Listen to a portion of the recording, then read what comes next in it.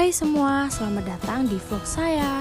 Hari ini kita akan membahas topik yang sangat menarik dan penting loh, yaitu sejarah bahasa Indonesia.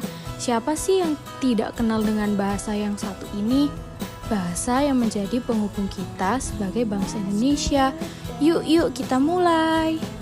Bahasa Indonesia adalah bahasa resmi negara kita. Tetapi tahukah kalian bahwa bahasa ini memiliki sejarah yang panjang dan menarik? Mari kita telusuri bersama. Sejarah bahasa Indonesia dimulai dari bahasa Melayu yang merupakan lingua franca di Kepulauan Nusantara. Pada abad ke-7, bahasa Melayu sudah digunakan sebagai bahasa perdagangan di wilayah ini. Bahasa ini menjadi penghubung antara berbagai suku dan budaya yang ada.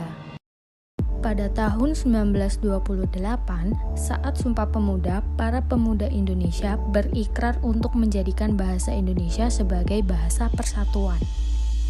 Dan inilah momen penting dalam sejarah di mana bahasa ini diakui sebagai simbol identitas bangsa.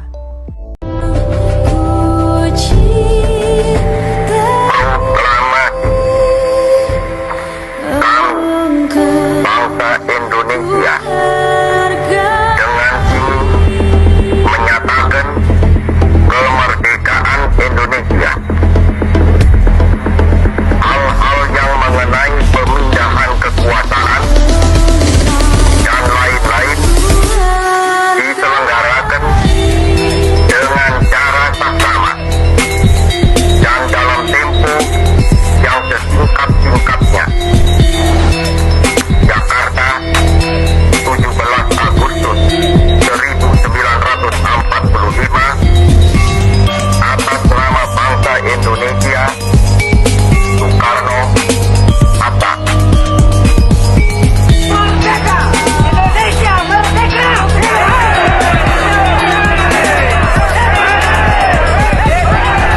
Setelah proklamasi kemerdekaan pada tahun 1945, bahasa Indonesia ditetapkan sebagai bahasa resmi negara yang tidak hanya berfungsi sebagai alat komunikasi, tetapi juga sebagai simbol persatuan yang mengikat berbagai suku, budaya yang ada di Indonesia.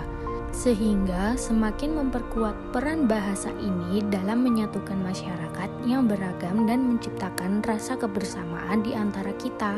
Bahasa Indonesia terus berkembang seiring dengan perkembangan zaman dan dalam dunia pendidikan. Bahasa ini diajarkan di semua jenjang, mulai dari sekolah dasar hingga perguruan tinggi, sehingga memungkinkan generasi muda untuk memahami dan menguasai bahasa ini dengan baik, serta menjadikan sebagai bahasa pengantar dalam berbagai bidang, seperti ilmu pengetahuan, teknologi, dan seni, yang sangat penting untuk kemajuan bangsa Indonesia. Menariknya, bahasa Indonesia juga memiliki banyak dialek dan variasi yang mencerminkan kekayaan budaya di setiap daerah.